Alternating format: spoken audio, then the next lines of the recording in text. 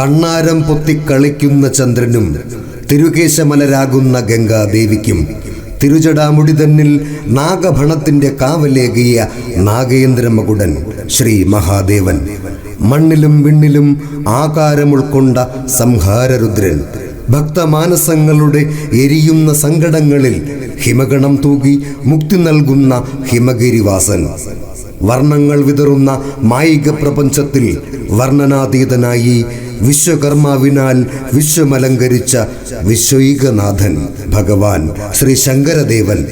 അന്ധമായിടുന്ന അന്തരാത്മാവിൽ ചന്ദനലേപിത ചന്ദ്രിക ചൊരിയുന്ന ചന്ദ്രകലാധരൻ,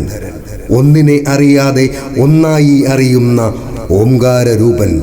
മന്ത്രധ്വനിമുഖരിതമായ വിശേഷാൽ പൂജകളിലൂടെ, കലാപ്രകടനങ്ങളുടെ ആഘോഷരാവുകളിലൂടെ,